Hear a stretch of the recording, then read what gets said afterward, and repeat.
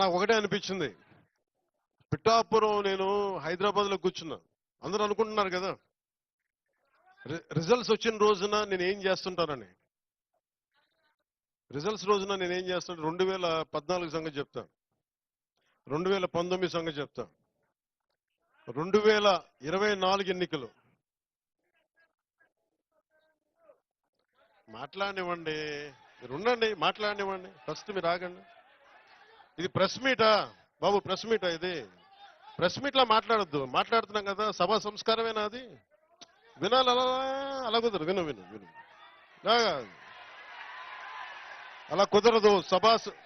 సభా సంస్కారం కాదు అది. సభా సంస్కారం కాదు. వినాలి మాట. ఏది సభకి, ఏది సభ? వినండి ఒక నిమిషం. ఏది సభ, ఏది అభినందన సభ? అది మాట్లాడకపోతే ఎట్లా? అది వినిపించకపోతే ఎట్లా? ఏదైనా కానీ, ఎవరైనా కానీ, ఏ పార్టీ అని కాదు, ఏ పార్టీ అని కాదు, దేనికి ఆవేశాలు? దేనికి కృతజ్ఞతలు? వినండి వినండి బాబు, బాబు ఒక నిమిషం బాబు ఆగండి. ఇది ముందస్తుగా కృతజ్ఞతలు చెప్పుకోవడానికి వచ్చాం. సమస్య ఏమైపోయిందంటే పవన్ కళ్యాణ్ అనగానే అందరికీ అలుసు చులకన అయిపోయింది.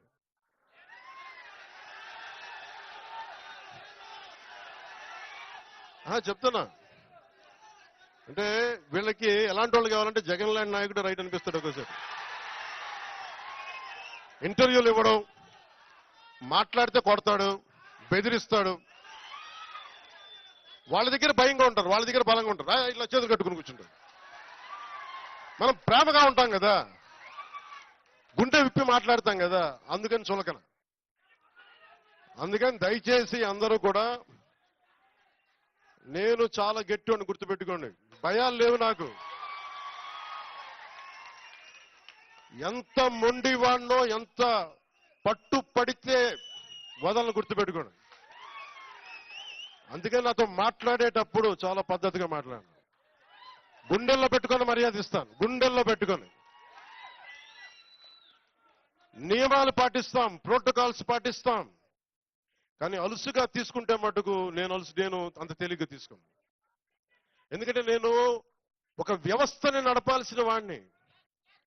ఒక వ్యవస్థను నడపాల్సిన కొన్నిసార్లు నేను గట్టిగా ఉండక తప్పదు. నాకు ఇష్టం ఉందా లేదా అని కాదు, గట్టిగా ఉండక తప్పదు. నేను మీకు మాట ఇచ్చాను, లా అండ్ ఆర్డర్ చాలా చాలా బలంగా ఉంటుందని చెప్పాను. ఆయన చెప్పిన బాధ నాకు అర్థమవుతా ఉంది. అట్రాసిటీ కేసుల గురించి ఏమంటారని. అది ఖచ్చితంగా అది ఉమ్మడి మనకి తెలుగుదేశం నాయకులు ఇచ్చిన ప్రణాళిక. అది కూటమి తీసుకుంది, ఖచ్చితంగా చేస్తాం అది. కానీ ఇది ఆ సందర్భం కాదు. ఇది జనవాణి కార్యక్రమం కాదు. ఇది మాట్లాడటానికి ఇది ఆత్మీయ సభ. ఇది ఆత్మీయ సభని ఆత్మీయ సభగానే మాట్లాడుకుందాం.